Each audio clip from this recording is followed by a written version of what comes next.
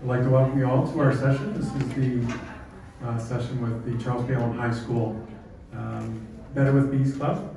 And I'm going to start out by making some connections. But first, I'd like to have Yasmin come up and give a land acknowledgement.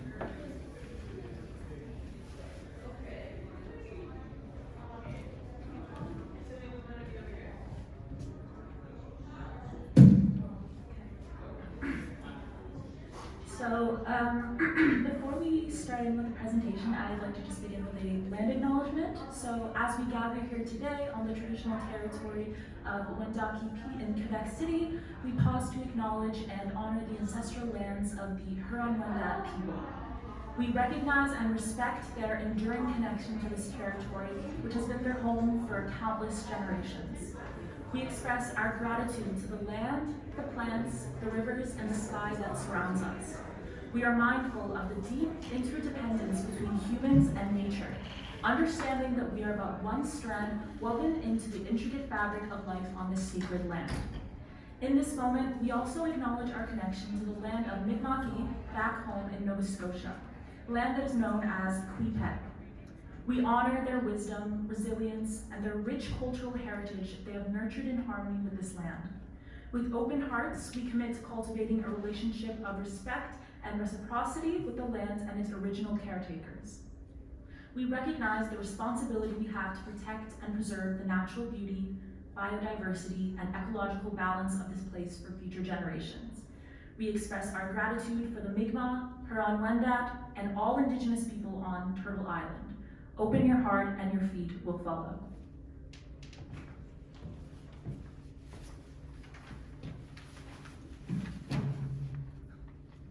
Hello, welcome. As we go through this, if you have questions, please don't be afraid to ask, and then we'll kind of deal with those as we go. And what I'd like to do is I'd like to start off with an understanding of memory. We're going to tap into memory today. And so our memories are something that kind of connect us. And I'm going to use the word connection rather than relationship, because connection to me is the initiation of a relationship. So connection happened to our group very spontaneously on the first day that we were here. And we met with, we were actually at a workshop. It was our first workshop on Saturday. It was the seed collecting. Come on in, please. We're welcome. Oh, we're good. Yeah, thank you. That was Mel. We were at the workshop seed collecting and sharing stories, two-eyed seeing a path towards Indigenous seed collecting. And it was organized by Mary Knockwood. And it was we highlighted, I got two people that were kind of essential in that session were Donnie McPhee. He's from the National Tree Seed Center in Fredericton, New Brunswick. If you don't know that, they're collecting seeds from across Canada, and they're using those natural seeds in order to then kind of reforest the land rather than use conifers or high economically valued seeds. So take a look at Donnie on the National Tree Seed Center in Fredericton, as well as Mi'kmaq. Mi'kmaq is Anishinaabe. His English name will be Dr. Andrew Judge. And he presented, and it was very moving for us. And so the anecdote I'm going to share with you, the story I'm going to share with you, is when we were getting ready for the talking circle. And they don't even know I'm talking about this. I changed my script. So we were getting ready for the talking circle. And Mi'kmaq was reaching into his bag and he kept pulling things out, taking out his medicine bundle. And he used to claim that it was his medicine bundle. And so he reaches in and he pulls out his tobacco. And he reaches in again, he pulls out his abalone shell for the smudge. And then he reaches in and he pulls out his toothbrush and he kind of laughs. He says, I travel light. And he just sets that aside. Then he reaches, it seems like he was reaching way down at the bottom of his bag, and he reaches in and he pulls out an object. He says, anybody want this? And Yasmin, who you've heard from, raised her hand, And he tosses the object. It lands in front of her, she puts it in front of her, and one of the participants asks, well, what was that? And he says, a big smile on his face, and he laughs, and he goes, there's a keychain. I just collect things, right? And so, it seemed like it was a very insignificant object, yet the significance of that object is so much stronger than he realizes. And that object right now is the memory of our time here. It is the memory that when Yasmin pulls that out in 20 years' time, and we're all gathered together, and I may be considered an elder at that time, instantaneously we are here. Instantaneously we are sharing that memory. From our own perspective, obviously, but we are sharing that memory. And so I don't think he knows the power of that gesture that he did. But we now know the power of that gesture. And so that's what we're talking about today. We're talking about connection. And so connections are something that can kind of bring us to a moment in time. And it's that moment in time that we are all able to share from our perspective. And sometimes connection is being made with an object. Sometimes it's with a person. Sometimes it's with a smell. I don't know how many times I've smelled jasmine tea, and when I smell it, I am instantly in the UAE because I smelled jasmine for the first time in a massive amount when I was there, and it just brings me back every single time. And so that's the concept that we're going to be dealing with. And you are the experts in the room. We are getting to know our experts so that we can understand our goals. We can put our goals into a better frame of mind, into better practice. And so we're going to draw on you, and we're going to make a connection with you so that we can help fulfill our goals as they stand now, and then create new goals as we move forward. So what I'm going to do, actually I'm going to introduce myself, and then I'm going to get the team to introduce themselves, and then they will start their session. My name is Christopher Hall. I'm a teacher at Charles B. Allen High School, and I've got the great fortune of bringing before you the Charles B. Allen, or the CPA's Better with Bees team. I use the word team, everybody else uses the word club, but it's a team. Teams work together. And the school itself has a population of 1,840 people. It was built for 1,200. Currently we have 5 portables on site. Likely in September we'll have 9 portables on site, and it's a brand new building. Brand new, I say, because to me it's brand new, 2013, but you'll hear about that later. And so what we have is we have a very large population of students. And so what that means is we have a diversity of people, ideas, and people that want to commit. And so what you're going to hear is a group that have committed. They're going to present this to you over the next 80 minutes or so. And we do want you to participate. We do want to hear from you, because it is from your knowledge. We have a recorder, and that person's job is to record the points that you bring up, and then we can follow through. People that you know, ideas that you have, we will record it, and then we will continue. I now turn the mic over to the team. They're going to introduce themselves, and I'm done. This is easy. I love this part. I forgot. See, I always forget. So these are the slides I should have shown you. So that's a concept drawing made by one of our team members. The school was designed in the shape of a humpback whale. The architectural concept, which is a very important being for the Mi'kmaq. You'll hear about the Mi'kmaq in the next slide. I suppose I should have started with a B. This is how we got started. It's okay, not enough people in here. So the B is how the CPA Better with Bees got started. Yes, they are settler bees, but our goal is turned towards native bees. Okay, so that's the whole concept of the meadow that you're going to hear about. However, it's really a beehive that started this, and in all intents and purposes, it was a cold email from Andrea Hovelink of Alveoli, which is a urban beekeeping company in Montreal, based out of Montreal. The email, I said yes, and then I got permission. And from that, we decided this is going to be the club that's going to exist. So I'm going to turn it over to the students now, and then I'm going to step away. You want me to do that? Okay. There we go. Okay, so my name is Rima. My name is Ezra. My name is Kenzie. I'm Yasmin. Hello, I'm Chloe. I'm Isadora. Hello everyone, my name's Lily. Hi, my name is Lucky. Hi, my name is Sherry. Hello everyone, my name is Mila. Hi, my name is Sophia. Hi, my name is Carrie.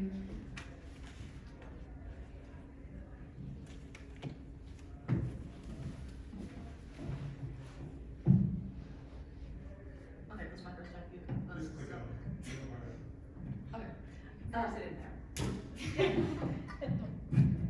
There we go. Yeah.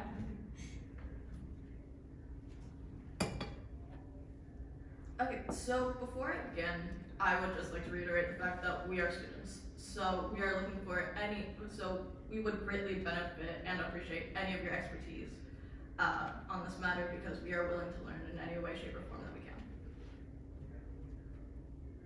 So, why a meadow? Does anyone have any guesses?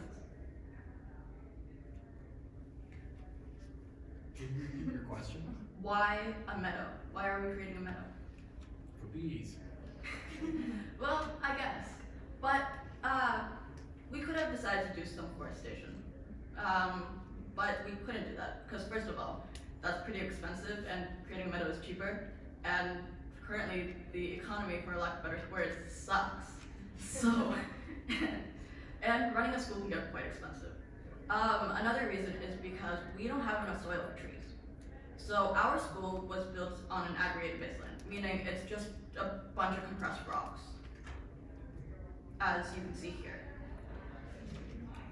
So we settled on creating a meadow, or because,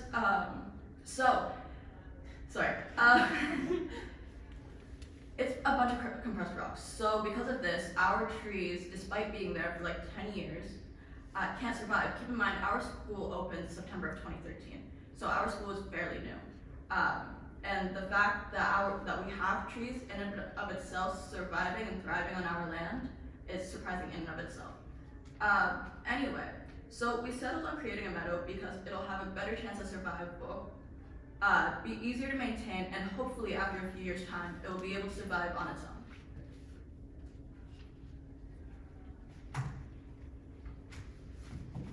Okay, so I'm going to talk a bit about our goals for the project. Okay, so we would like to align our project with the United Nations Sustainable Development Goals. As I think all of you know, that there are a set of goals or global calls to action that were proposed in 2015. They aim to inspire action against poverty and hunger, protect the planet, end discrimination against women and girls, and ensure that by 2030 that everyone can live in peace and prosperity. So, as you can see here, those are like the 17 specific goals targeting these areas. So we are most interested in goals 11 and 15, which look at sustainable cities and communities and life on land. So goal 11 aims to make cities and human settlements inclusive, safe, sustainable, and resilient. It is suggested that by 2050 that 2/3 of our population will live in urban environments. We cannot sustainably develop our cities if we don't change the way that we build and manage them. Goal 15 is to protect, restore, and promote sustainable use of terrestrial ecosystems, sustainably manage forests, combat desertification, halt and reverse land degradation, and halt biodiversity loss. So our human life depends on our planet, as plants provide about 80% of our diet. So through our meadow, we are hoping to boost the biodiversity of our school environment. So it's from these goals that we have developed our plan as CPA that are inspired by the UN's goals. So while still being manageable to our abilities as students. So we've kind of created 3 targets for CPA to contribute to the goals. So we would like to reduce our emissions of greenhouse gases and noise pollution, foster a habitat for native species, and develop a sustainable solution that we can share with other schools across the province. So one of our goals is to reduce our noise pollution and emission of greenhouse gases. So noise pollution is any disturbing or unwanted noise that interferes or harms humans or wildlife. So in our case, this is lawnmowers. So fossil fuel powered lawnmowers create a substantial amount of carbon dioxide emissions and large amounts of noise pollution. So it is estimated for every gallon of gas burn that 20 pounds of carbon dioxide is emitted, and it also generates noise over 100 decibels, where in comparison, hearing loss occurs around 90 decibels. So we are hoping that through our meadow, we can expand around the school, limiting the need to actually cut the grass. So we want to start reducing the school's greenhouse gas emissions, as well as its unnecessary noise pollution, which is harmful for members of our school community. So our third goal is to create a habitat to either restore native species or introduce plants native to the Wabanaki Forest, which covers parts of Nova Scotia, New Brunswick, Prince Edward Island, Quebec, and New England. So we are trying to cultivate a diverse ecosystem of native flora. So for example, 2 of the plants here, bee balm and coneflowers, are native to the western part of the Wabanaki Forest. So we have worked with members of the Mi'kmaq community to learn more about our region and absorb their knowledge while still honoring their traditional land. So we want our project to be a community effort and to reflect our community. So our last goal is to try and determine a sustainable option for schools across our province to reduce their carbon footprints. So schools are well suited for meadow development, as there are large unused areas that can be repurposed as native species meadows. So we are hoping that by developing our meadow, we can be a model and that we can, for other schools, and we can share what we've learned through this process with these other schools. So this is a short video created by our documentary team of the Beehive development.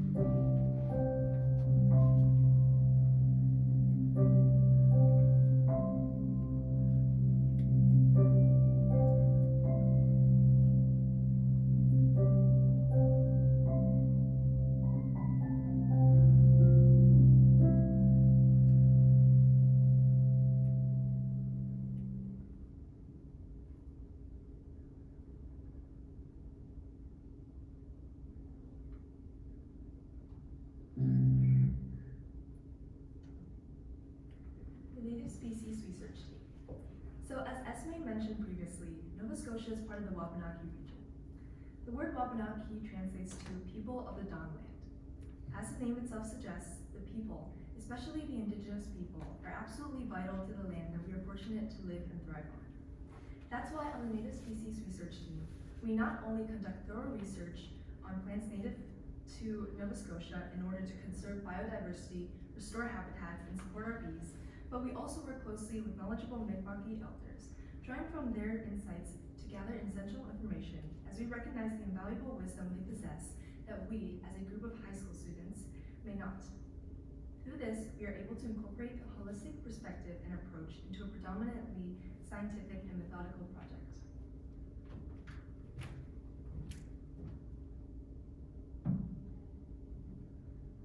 Okay, so we first started our research by reaching out to the Mi'kmaq community.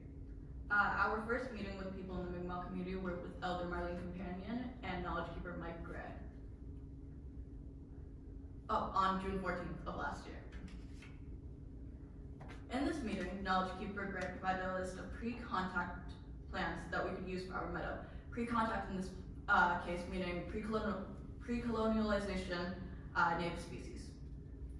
So our biggest challenge was finding native pre-contact plants that survive in our current soil conditions because, as mentioned earlier, this is an aggregate-based land. So this is leading to very extreme soil pHs.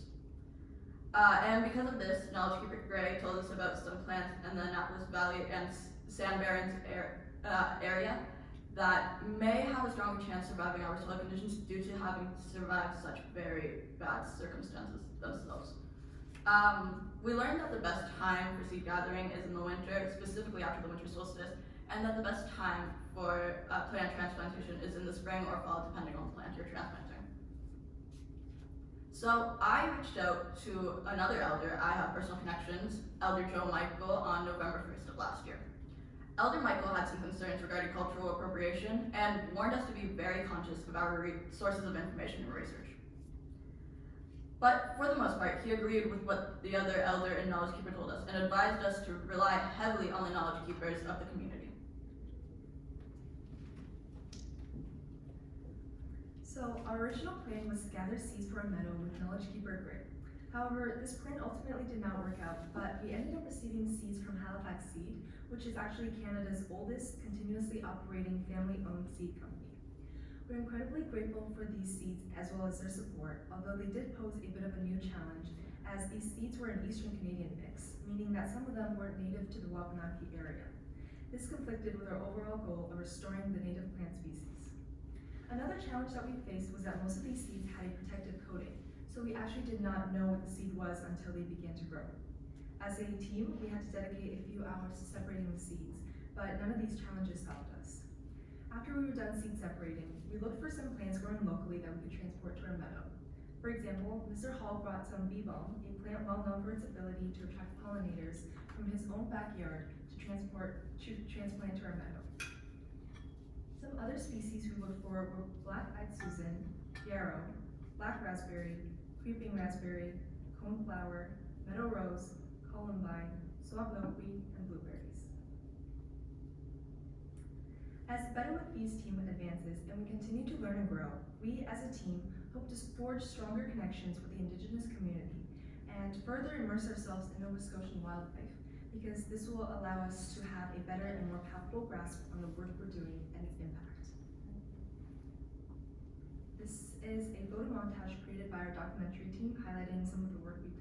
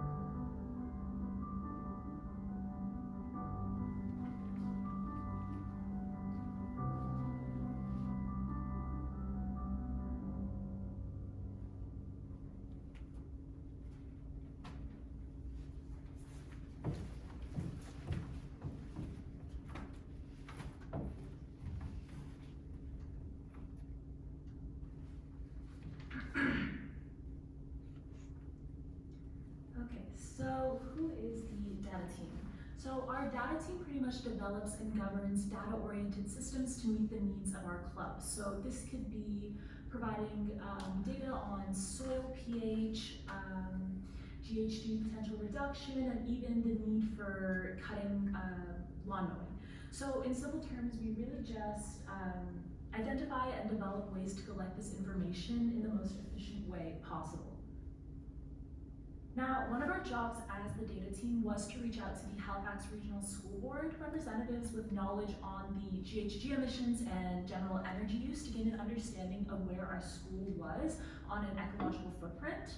And I just want to mention that the very first step in being able to identify what areas that you can improve on is by understanding your current condition. So after speaking with the representative, we gained a perspective on where we stood energy-wise. Now, here I have two graphs of how much electricity in kilowatt hours and natural gas, which is presented in gigajoules, and this is versus the billing period.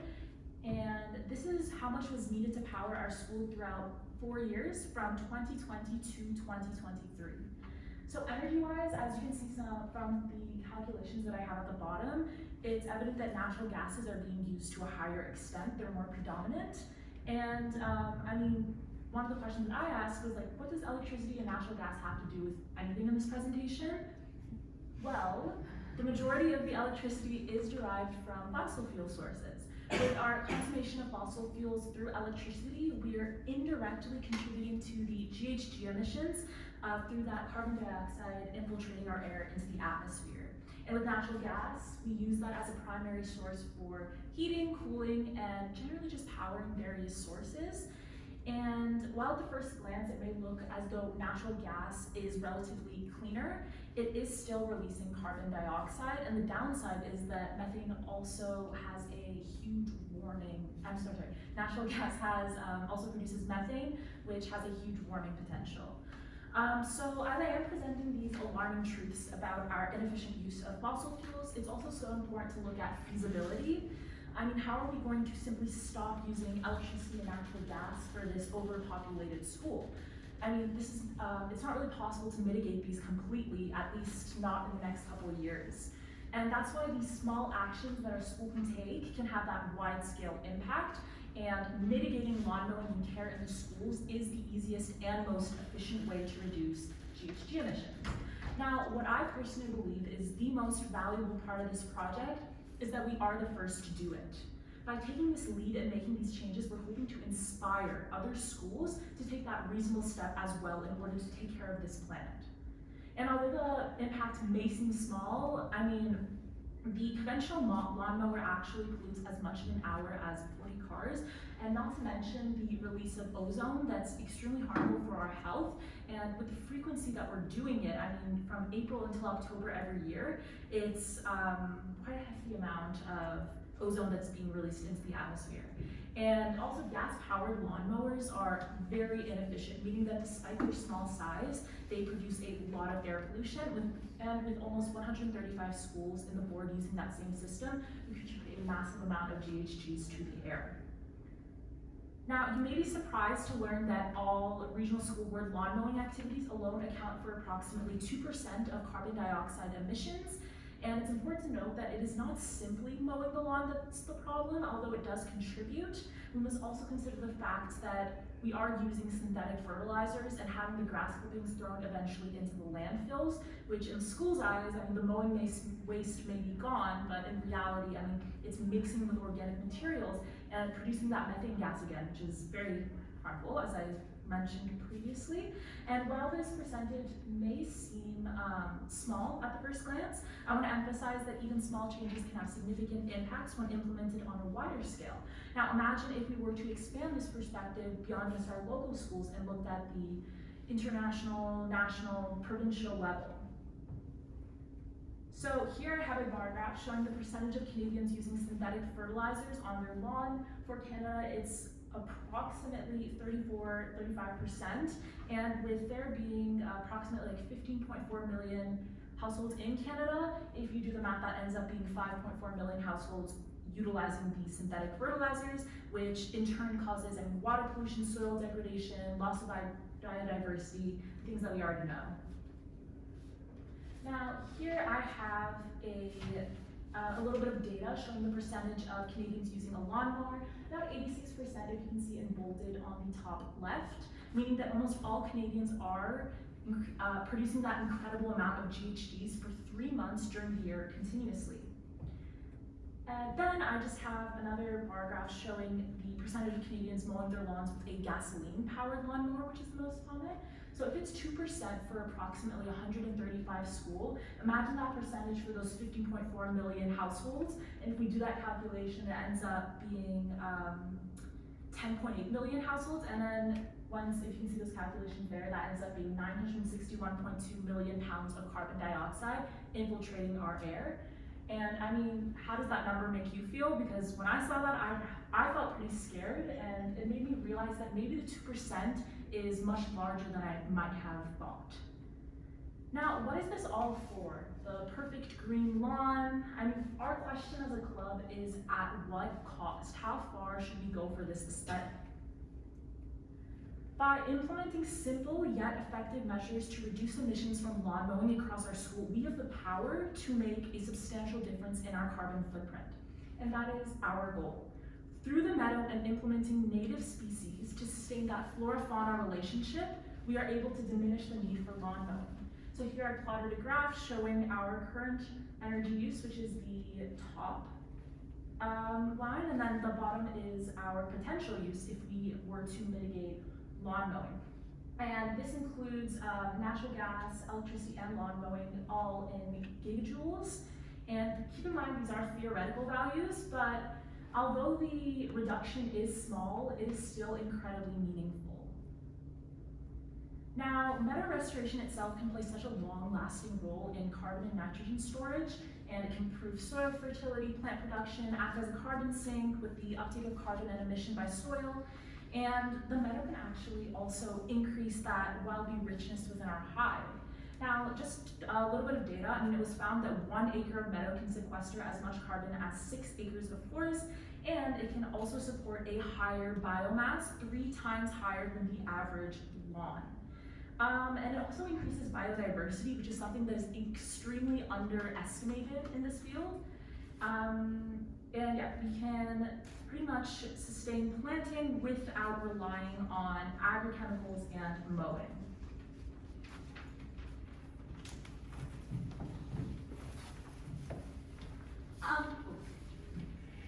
The issues of being short. I would now like to quickly turn your attention just to costs. So here on the top, the blue line here, I have the current cost for all greenhouse gas emissions produced by HRCE, which is the Halifax Regional Center for Education, which is the school board that governs our school. This includes usage of natural gas, lawn mowing, and electricity, all represented in gigajoules. And here we just compare this to the potential cost of usage if all schools in HRCE did not have to pay for lawn maintenance. Now these are all represented on an annual scale, and just please note that the graph only extends to the end of February of 2023. Now, using theoretical values, as each school's campus is very different size, and we needed to find a standard. Unfortunately, as much as I wanted to, we couldn't go around measuring all the lawns in Nova Scotia. So we isolated this information for each school. Now, this showed a reduction in costs. This reduced costs for each school for a minimum of about $1,000. However, this is only for the actual lawn mowing and does not include fertilizers or other related factors. Now, costs and money are not at all the primary focus of Better with Bees. In fact, if it was solely up to us, money wouldn't even be included in this presentation. However, we are still a high school group, and all of our new ideas first have to be approved by our school's administration. And through personal experience, we have learned that when it comes to our administration, finding a way of reducing costs is always the best opening line when we have to present them with a new idea.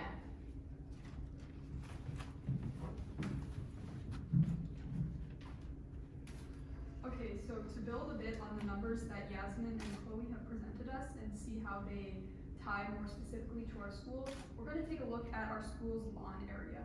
And we have quite a big school, so with this comes quite a large lawn area. And we were actually able to calculate this area using the measure distance feature on Google Maps, which allows you to measure the distance between 2 points in satellite view.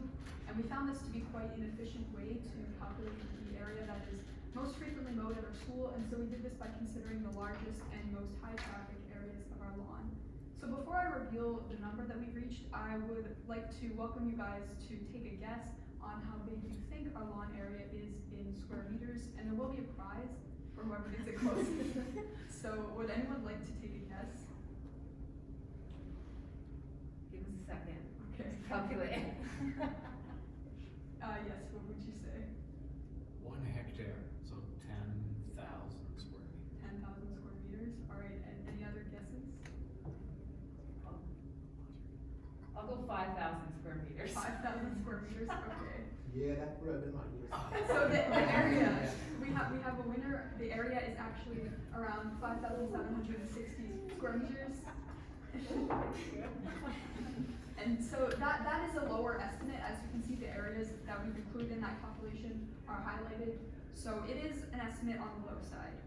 So to see just how big the consequences are of having this large lawn area, we're going to consider the U.S. Energy Information Administration's number that about 19.64 pounds of carbon dioxide are released per gallon of non-ethanol gasoline burned. And we will also consider the average capacity of a commercial lawnmower, such as the one used by our school, which is about half a gallon used per acre. And so when we consider those numbers, we arrive at the value of over 6.24 kilograms of carbon dioxide being released into the atmosphere just to mow this lawn once. And evidently it's going to be mowed a lot more than once over the year, so this will add up. And if we also consider the SMMT new car report, which states that about 120 grams of carbon dioxide are released per kilometer driven in the average car, this will equate to over 52 kilometers of driving. So really, this lawn area will create a lot of carbon emissions that hopefully could be reduced if it was all converted into a sustainable meadow, as is our goal.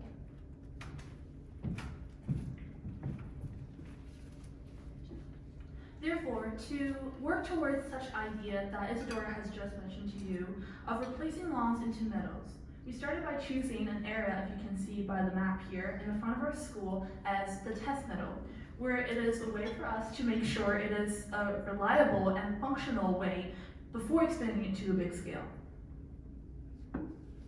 So we started off our data collecting work by testing the pH level of the test meadow soil.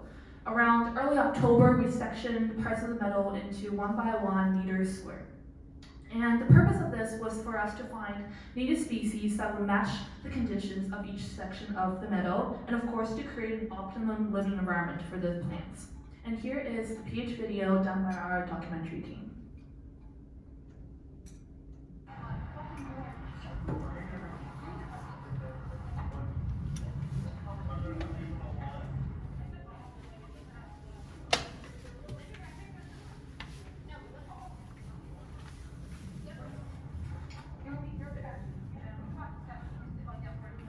Scoop, and then Ricky, you're gonna throw it up your container so that it can be. I would say like 3 of those. Okay, let's say 4 of those. 5. Let's do 5. 5s are good. 5 numbers.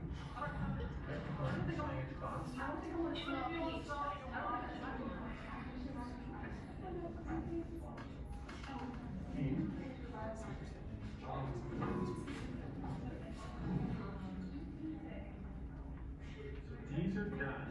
Can I? Okay, they're gonna be put in order. Right? Right, you know.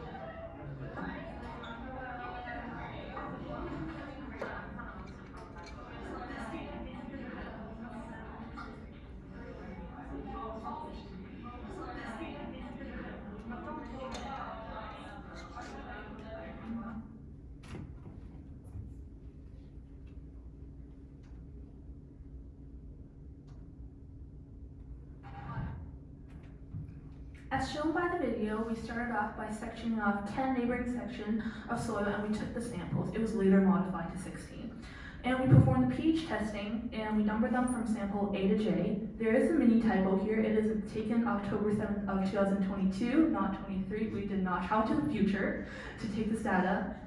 Anyways, back to the results we gained. Our native species and research team were actually able to use this to have a general idea and direction of like which type of native species could be planted in each part and will grow best in, of course. And as you can see, the overall was 5.4 to 7.5, which is like the moderate, good, and like rich soil. But we have to keep in mind that our school was started on aggregated like land, so it was a bunch of compressed rocks. So saying now it is actually a good improvement, but of course we'll take notice in the future if any things happen in the way. So if we look closer at a couple examples, we have the bee balm, which needs soil that is neutral or a little bit acidic, from 6 to 6.7. We also have yarrow, which prefers moderately rich and well-drained acidic soil and has a higher tolerant range, around 4.5 to 7. And it is nice to have such species that we're able to match with our test meadow, and it is great because it really shows that we're working our way through this path. But of course, it has only been 1 year, and we're a data team without much data to put forth in front of you. But with information that we have discovered so far, we have accomplished some groundwork that proves the potential impacts of our workings and the limitless possibilities that could be generated from it. With our current number and data, and of course many more to come in the future years, we're paving the way for our expansion of the test meadow into bigger and lusher meadow, as Isra has mentioned, all throughout our school property. And the reason for us to perform such actions also is because for us to have the hope to spread awareness and to influence, of course, your decisions. So we encourage you to bring this concept back with you and to spread these ideas amongst your local schools and communities, because as Better with Bees, the club believe, connections with classrooms and education is one of the most important steps of inching closer to environmental sustainability. And it is needless to say we're still high school, therefore we would love any sort of feedback or suggestions that would ameliorate our overall data collecting techniques.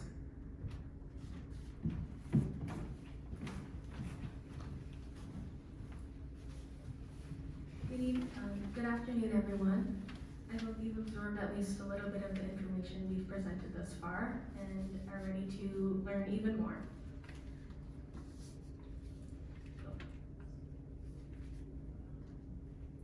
So, contrary to our club name, Better with Bees, we're actually here at this conference to present different information and our goals, and that is our test meadow, which I'm sure you've heard countless times already. Now, this was the main goal of our research during the past 10 months of the school year. So, we utilized the results from our pH level experiment, as well as online resources, such as past university studies and things alike, in order to make educated decisions on how to really go about this test meadow. In April, we really began the physical process of this test meadow, and Esme will be going more in depth about that. Okay, so I'm going to discuss a bit of the process of developing our test meadow and some of the challenges we faced throughout the process. So the first thing we did in the fall was select our site. So that's a photo of the site there. So we initially selected it because we thought it would be out of the way of foot traffic. And as you can see, it's also located on a small hill, so we thought it would make it quite visible to people walking by. So as previously mentioned, we tested the pH of different areas in the site.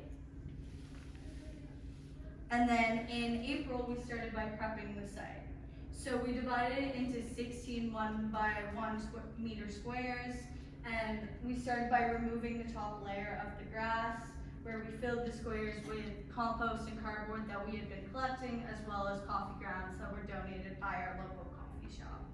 And then we flipped the grass and laid it back on top of the squares. The next thing we did was the next step was choosing our transplants, and which were then planted a week later along with the seeds that we had selected. So since then we have regularly been watering and tending to the plants. So right now we're in the observation phase. We're just trying to figure out what is actually going to work. So currently plants like bearberries and blueberries are struggling to establish, while yarrow, black-eyed Susan, and black raspberry are thriving even with the very dry conditions that we've been experiencing in the month of May. So our observational phase will continue throughout the rest of the summer, and then in September we plan to expand. So we will expand by transplanting into another site on the school property. So this is a video created by our documentary team of our test meadow development.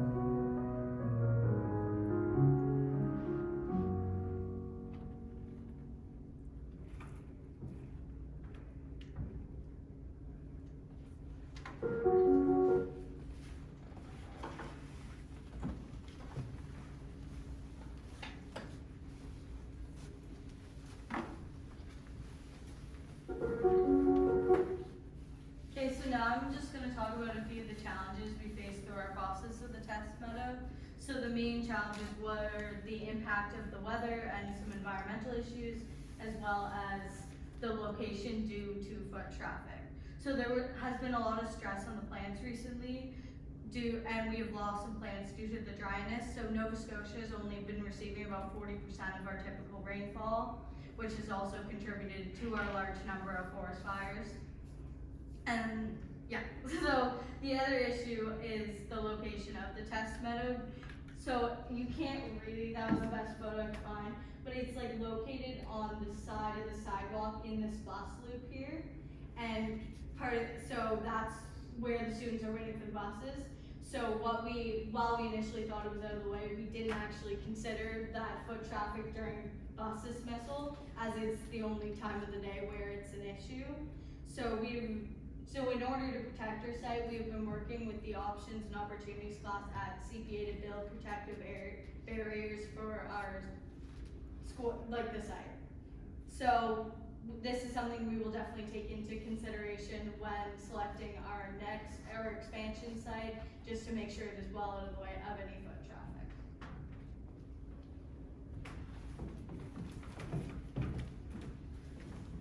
So the short video clips that you've seen throughout this presentation were produced by the videographers, photographers, and editors on the documentary team.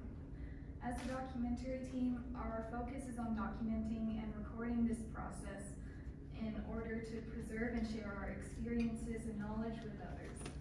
We are working towards our goal of creating a documentary, consisting of our journey as a club and our process of creating a meadow at our school.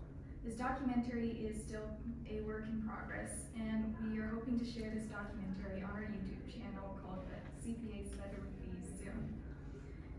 So far, we have recorded the progress we've made with the meadow in the past year, such as the planting and the research done by all our teams, like the data team, test meadow team, and native species research team. We have also been documenting the development of our campus test meadow, from the soil preparation to the planting of the native species. Looking ahead, we want to continue our documentation of this project as the meadow continues to expand and evolve. Through our documentary, we want to inform other schools and communities of the importance of urban sustainability and sustainable land management, hopefully inspiring people to create their own meadows.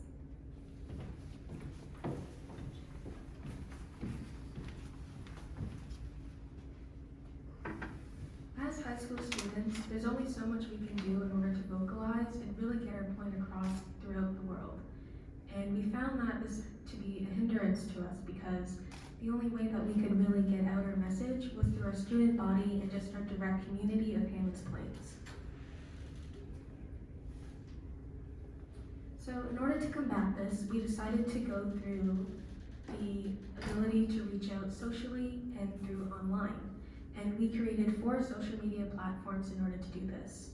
So as you can see, we have Facebook, Instagram, TikTok, and just recently YouTube.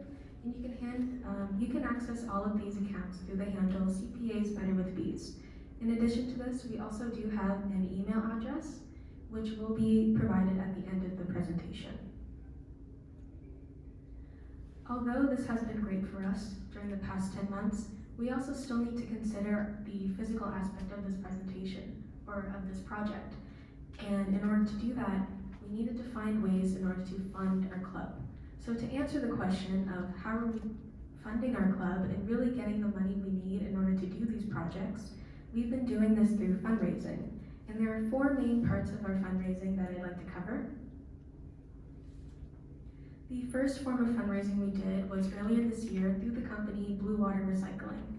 And essentially what this company did was that you can give your recyclables to this company and they will give you a commission for how much you give to them. Now, on paper, this was a great idea for us. However, we were not entirely successful with this company. And though that is not something to frown upon, this really taught us on how to truly really get out into this community and find ways to benefit them, but also us financially.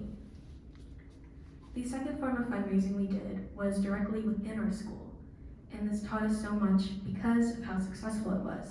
So we reached out to our Student Advisory Council, which is separate from our Student Council, as this has parents and principal and many other really reliable people on this council.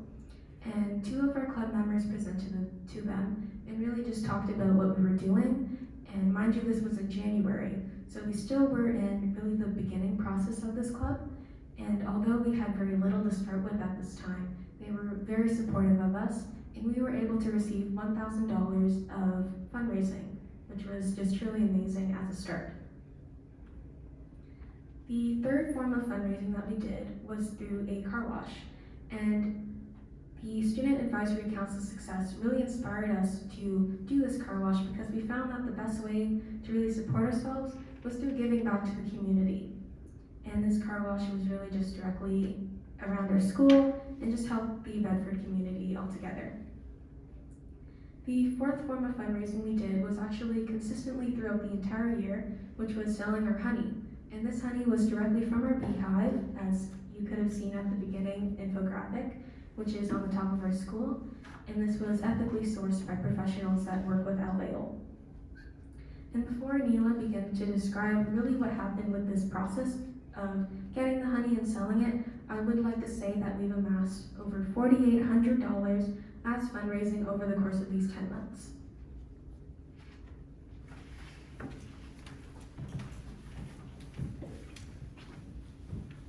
Okay, so following the installation of our hive in June of last year, we were able to take advantage of honey harvesting season. With the help of our beekeeper, Wilodensky, we were able to harvest 200 jars of honey, which we packaged, as you can see in these photos. We designed and attached labels during lunch hours, and sold in order to help fund our project, getting us here so we can present to you. We sold our honey during events at our school and through Better with Bees club members to families and friends. Beyond fundraising, the media team at Better with Bees does its best to present our club with opportunities to share our work with the community, raising awareness for the cause, sharing with others what we've learned, and securing our club with the resources to help us along our journey. With that in mind, the media team at Better with Bees reached out to several news outlets in the hopes of getting some coverage on our project in order to cast a wider net in terms of telling people who we are, what we do, and why it is significant, inspiring and informing others about the importance of urban sustainability. Global News responded to us rather enthusiastically and visited our school in order to interview a few of our club members and take a look at our hive, which was all wrapped up in a segment that they aired throughout the day later on in the week. Additionally, in November of last year, 5 of our club members presented at St. Mary's University in Halifax, Nova Scotia in celebration of International Education Week, as you can see on this poster. Not unlike what we were doing today, they presented a short presentation just detailing our club's work, our goals, and searching for feedback from the audience, which we strongly encourage you all to give us at the end of this presentation. This opportunity led us to being able to work with Jason Turner, who is a manager at St. Mary's University, who works with students and specializes in business, entrepreneurship, pitch coaching, and competitions. Jason Turner was kind enough to lend us his time and expertise in the months leading up to this conference in order to help us prepare the presentation that you are all experiencing now. I will now hand the floor over to Chloe, who is going to tell you a little bit more about some other people who have helped us along the journey.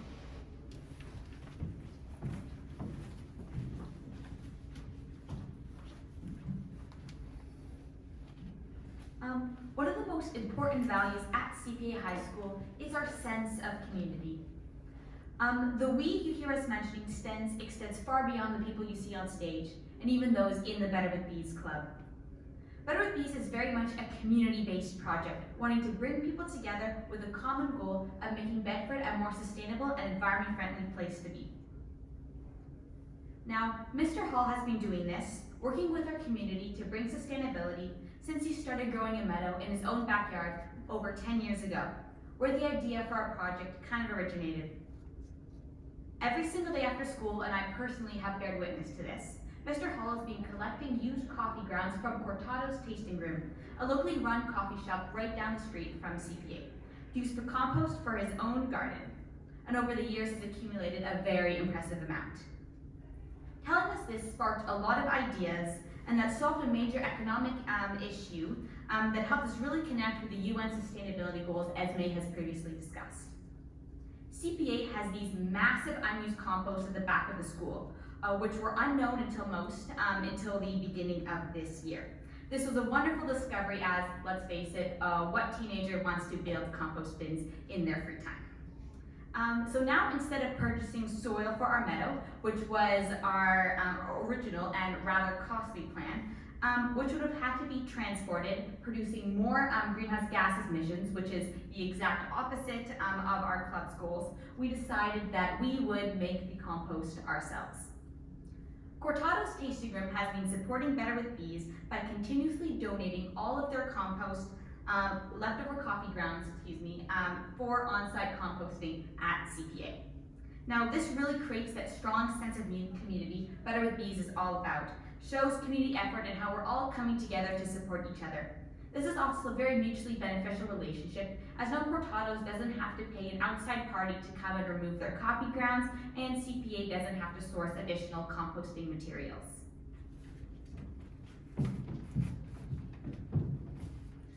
In addition to Cortado's Tasting Room, we also have one of the most incredible and fantastic CPA staff and teachers with us. We're super grateful, as you can see by the website that one of our biology teachers has created. It shows that they have truly begun to incorporate the Avail hive and the meadow into classrooms, and this brings further engagement and awareness to our project.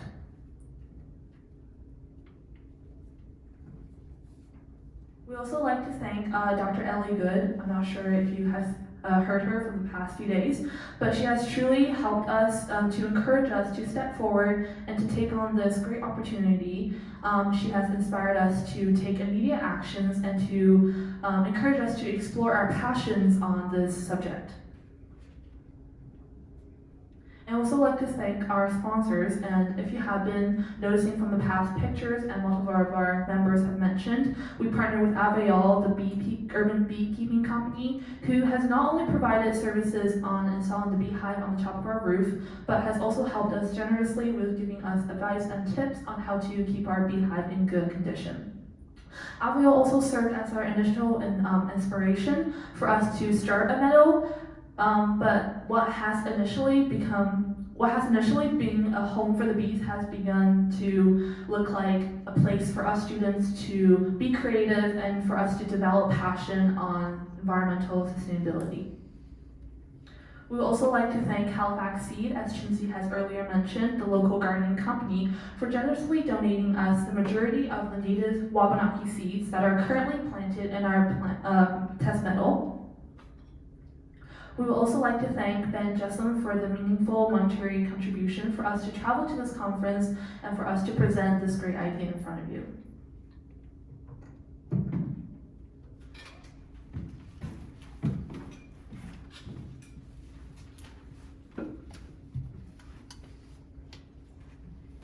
Ever since we received word that Better with Bees was given the opportunity to present at the RE3 conference, getting here, preparing to present to you on stage has been our primary goal and focus, besides, of course, the actual creation of our meadow.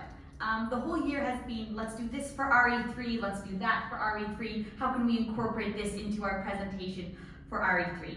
But now that we're here and we're starting to near the end of our presentation, we are all beginning to wonder, well, what happens next?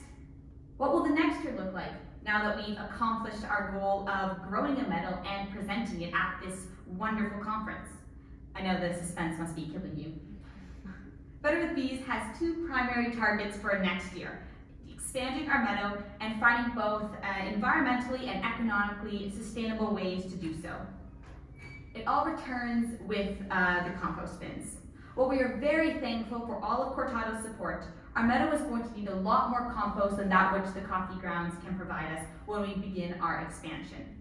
We needed a sustainable solution that the school's administration would allow and benefit from, but that also aligned with our club's goals. And when I say it benefits the school administration, I mean saves them some money. Now, one of our school's biggest waste is paper. As the largest high school in Nova Scotia, we have an abundance of it, with over 80% not being glossy or colored, and thus fit for composting. Despite our janitors' best efforts, the paper is rarely recycled properly and normally ends up in the waste. which the school then needs to pay somebody to come and dispose of. By the end of the 2023 to 2024 school year, Better with Bees has a mission to collect all of CPA's used paper and compost it along with Cortado's coffee ground for our on-site composting. Excitingly, this process is already underway, starting with the mounds of shredded paper accumulated by our office. Now, not only will this directly reduce our school's cost and waste, but also reduce the GHG emissions in more ways than one, and help to further bring down those numbers that Yasmin showed you when presenting for the data team. Better with Bees is trying to transform CPA's campus into a meadow. But more importantly, we're trying to show other schools and communities that it is possible, and actually rather simple, to become more sustainably and environmentally friendly. The most exciting prospect for Better with Bees, at least in our personal opinion, is the actual expansion of our meadow. Now, all the photos and videos you've seen today have been taken from our current meadow, which we like to refer to as our test meadow, represented by the smaller dot on the screen. Now, starting in September, we plan to break ground in a section of lawn located right by the sidewalk next to our Welcome to CPA sign, shown by the noticeably larger dot. Now, this spot was chosen for a couple of reasons, but primarily because it was located on relatively flat terrain for our hilly Bedford. As the test meadow team has already touched upon, water retention is a major concern in our current meadow. Now, as it is located on a hill that slopes downwards in multiple directions, we needed to construct swells to minimize water drainage on the hill and also the creation of draughts at the top. And we're hoping that this new site will prevent this issue. Now, our second meadow is intentionally located right by the entrance to our school. We're hoping that the sight of beautiful native flowers in a gorgeous meadow will draw attention and increase community engagement, as well as promote our club so we can be one step closer to obtaining our end goal. When you're in high school, you're always told to dream big and to think outside the box. And I believe that encompasses what we do in Better with Bees. We started this project with an end goal in mind, that all schools in HRCE and in Nova Scotia would see CPA as an example, as a realistic and exciting example of how we can all become more sustainable. Our plan to transform our school into a meadow has never been attempted before, but we took the risk. And through a trial and error-based approach, we grew our first meadow, and we are very overjoyed and proud to say that we were successful. Reducing our school's CO2 emissions by 2% doesn't seem like it would make that much of an impact. But if you look at the map behind me, each red dot on the screen represents a school ranging from elementary to high school in the province of Nova Scotia.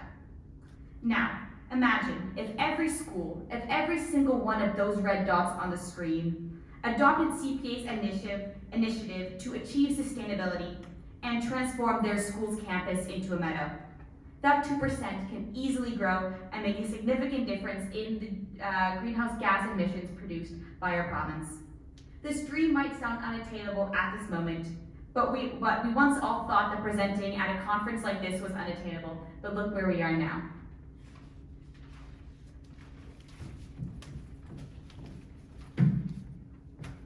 At this time, if you have any questions, feedback, or suggestions, we encourage you to share them, and our team will attempt to answer. Thank you.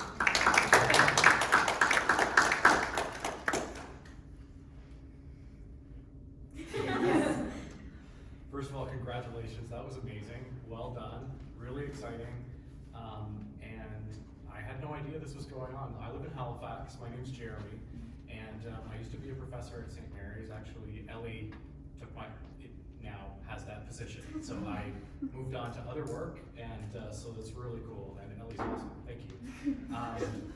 And so I'm a plant ecologist and a botanist, and an urban seed collector, and so I've converted my front yard into native plants, and I've worked on green roofs for many years, and a lot of what we were doing is trying to get native plants like blueberry and stuff like that to grow on green roofs. So I've had a lot of struggles getting that stuff established, but also a lot of experience, and I'm happy to help. I have a couple suggestions, and one of those is, as a restoration ecologist, we often look for reference sites to compare with, you know, you're trying to create a meadow here. Let's go look at some other urban meadows, and I've got some great ones that I would love to show you downtown Halifax. They're on crappy soil, really gravelly, and the biodiversity is amazing.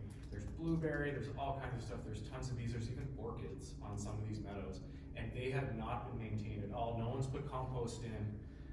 Like I said, the soil's terrible, and it's incredible. We did some studies on vacant lots in Halifax many years ago, and what we found was the less productive, like where the soil was the worst, had the highest biodiversity and that's plant biodiversity and bee and other pollinator biodiversity. And we think it's because the more productive vacant lots have really tall grasses, so there's no open ground.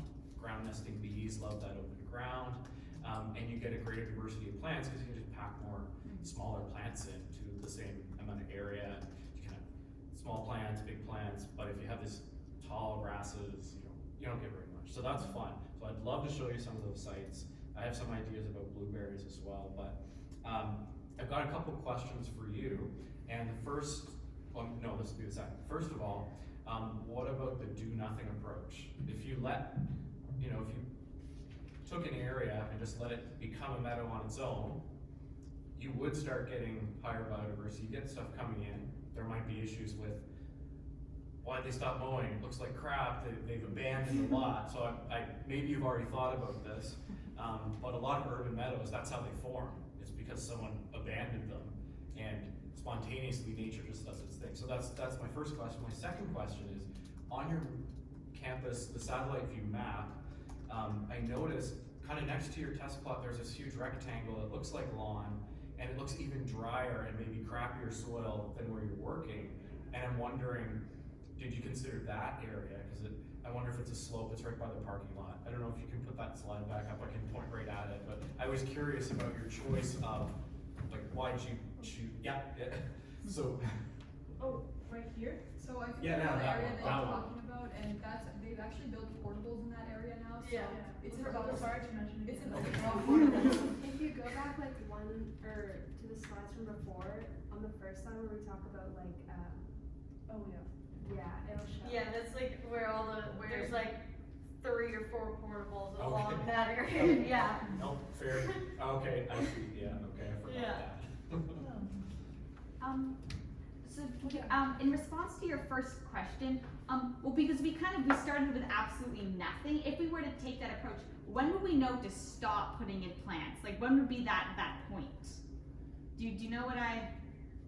I mean, if you let it go and didn't plant anything. Mm-hmm. Well, this is the question.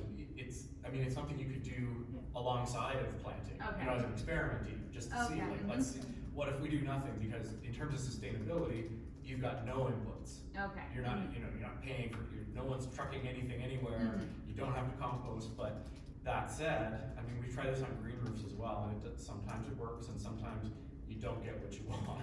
Okay. So, yeah, that's the thing. And the other thing is you can do a mix of approaches, right? You can say, okay, well, again, as an experiment, we're not gonna do anything with the soil here, but we're gonna try to plant some stuff, or we're gonna try to throw seeds in. Have you ever heard of seed bobbing? That's a fun one. Yeah, right. So there's lots of different techniques, but those are just some ideas. But anyway, I really would love to show you these urban meadows that are already there. We would all really appreciate that. Thank you so much for all the feedback. We really appreciate it. Super helpful. Yeah. So, first of all, I think it's amazing to have high school students at a scientific conference. We should do that more often. I'm not sure whose idea was it, but it was an excellent idea, so. Yeah, I really like that, so. Oh, thank you. That's all I just wanted my mic. I was trained as a third class scientist, so I have a different perspective than ecologists on the issue. So, and it's an amazing project. So you provided a lot of data about gas use, fertilizer use on lawns. Did you look at how much carbon does a lawn sequester? No, I don't think we did. No. That would be a thing to see, because it might surprise you, but the research that has been done so far is that lawns are net carbon sink, even if you consider all the maintenance that we do. So of course, the more maintenance you do, the less sink it is. But it's a very productive system, and there's a lot of organic matter accumulating in the soil. And my message is not that you should have kept the lawn, it's just that don't feel a urge to replace all the lawns because of the CO2 emission. It's not as bad as we might sometimes hear. And I think as a scientific perspective, it would be nice to present the CO2 requirement, but also the CO2 that so the whole CO2 balance of a lawn. So you just presented what CO2 we generate by maintaining it, but you didn't show the other part, you know what I mean? So that was my first point. My second one was, just as Jeremy said, we did some trials in my lab where we just used the existing lawn and just went and just planted some different plants in order to bring more diversity. So that would be like a midway approach between what you guys did, which is a lot of work. I saw you removing the sod by hand. We have machines to do that, and it's a lot of work. So by hand, I can't just imagine it would have been very tough to do that. So that's another midway approach between just maybe just do nothing and let grow what is there, and kind of direct a little bit what you want by implanting some species that you would like. And my last comment would be regarding the bees. So I think your professor alluded to that earlier. So we hear a lot about bees that are in danger, but honeybees are not the problem. Native bees are in danger. You know, honeybees, they're a great species, they're like cattle basically, but small cattle. So, and I'm not saying it's the case at your location, but there was some research recently published out of Montreal showing that when you have too many honeybees on a small territory, it starts getting negative for the native bees because they are very efficient, the honeybees, to access pollen and nectar. So, and I think that's a good education opportunity for your colleagues at the school to learn the difference between, honeybees, native bees, and what are the different challenges for those two types of insects. But again, it's an amazing project, so congratulations, and yeah, very nice to see you here. Unfortunately, the room is not as packed as I was. Yeah. Just two people have given us so much. Right? So it doesn't matter the size. So yeah, I'll just echo, I'm so glad you're here. I'm so glad you're able to get here. Maria Strack, who's like one of the people who I guess that we've been emailing and then, organizing the conference. So super excited to have you here, and just to echo the comment, like it would be a fantastic opportunity to measure your soil carbon stocks because you're starting early. It's actually not super hard to do. You probably need to find someone locally who can do blossom ignition, which is basically just burn the soil. But all you need to do is take a little sample. You need to know the volume probably to do it well, but you can take like a little piece of PVC pipe you buy at the hardware store and pound it in, probably because you have these crappy rock soils, and then dig it up, and then you just dry it, and then you just have to find a lab, probably someone at St. Mary's or one of the other universities can help you with this, and then you burn it, and the difference between the weight before you burn it and after you burn it is the organic matter. But I think you have an amazing opportunity because you're starting off that like it will be you'll all be graduated and doing something amazing in university, but you can set the groundwork of a data set that then future students can continue following and seeing how the carbon is accumulating in the continued turf grass areas that I'm sure you'll still have, and in your different treatments that you try with the meadows. And that would be, I think, a relatively easy but super cool thing to add to the project. And it's a long process to accumulate carbon in the soil, but that would be like it's an excellent idea. It would be like a good, since you guys will graduate and go on, but hopefully the club will stay there. So a lifespan of a school is very long. So it's a nice opportunity to do that over a long term. If you have like a good protocol that stays within the team and it's transmitted to the other generations of students, and you always measure some carbon at different intervals over time, it will be. We can do that in research. We don't have the funding or the resources to do that over like a 10, 15, 20 years period, so. Sorry to interrupt. Again, I'm not a scientist. I'm an historian. I'm a history teacher, so. But we could do that because we have schools that have been open for 50 years, 60 years, and they have loans. And so we have one that's just opening up down the road, literally 2.9 kilometers away. And you know they're going to put in a lawn, so we can't measure that one. But we've been there for 13 years. There's other schools that have been there for 20 years, 25, 30, 35. We can easily get a picture of decades of lawn maintenance at a school. That'd be cool. But it would be interesting in your meta as well. Yeah, for sure. It's actually great because when we started this, we're hoping to pass this down.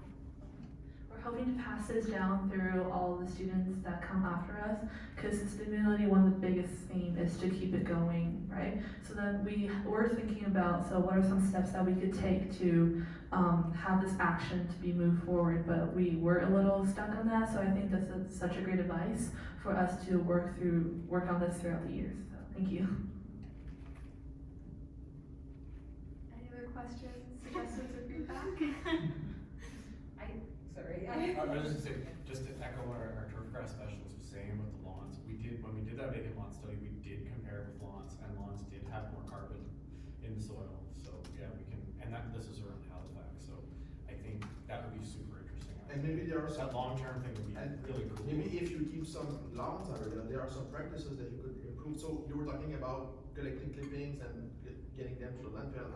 I can't understand why would anyone do that. I mean, it's a well-known practice to leave clippings on site, and has several benefits. So if there are some lawns, and I think, you know, lawns still, it's a good place if there's some foot traffic, people want to play games, stuff like that, you can do that in the middle with shrubs and stuff like that. So, but there are good practices better practices that could be implemented on the existing lawns.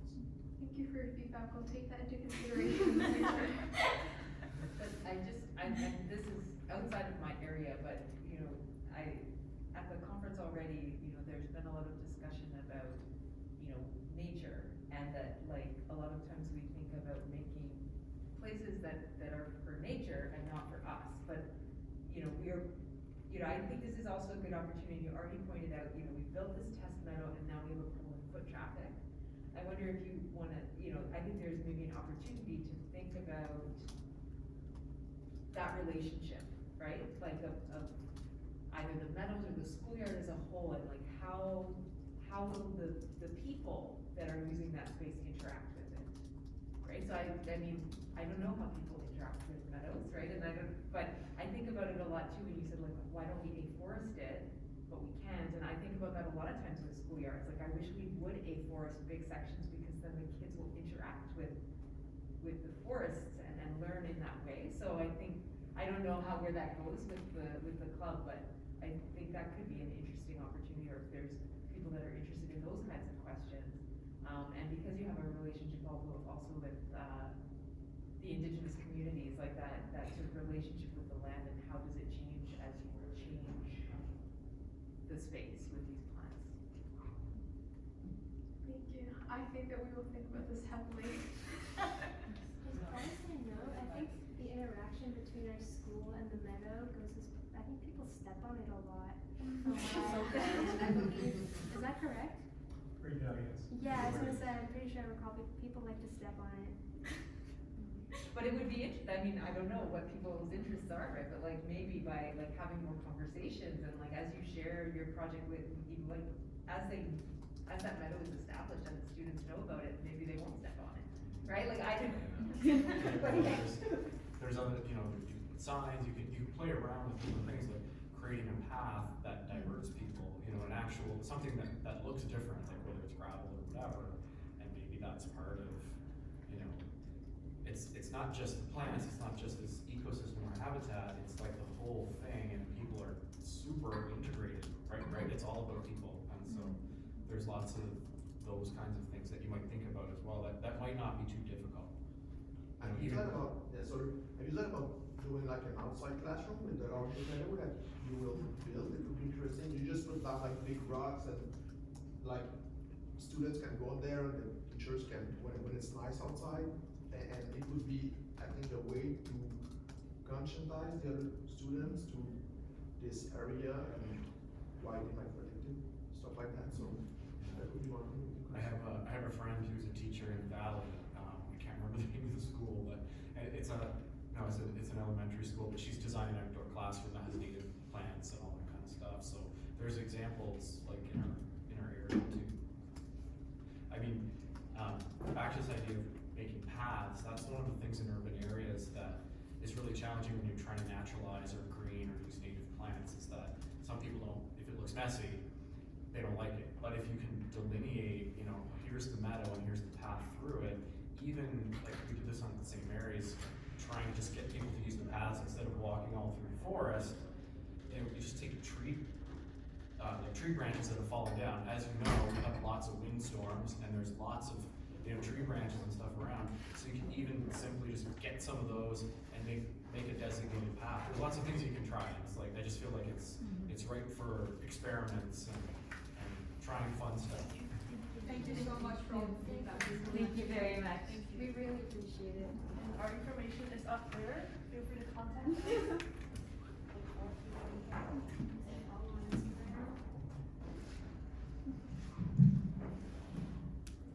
Can you introduce you to someone?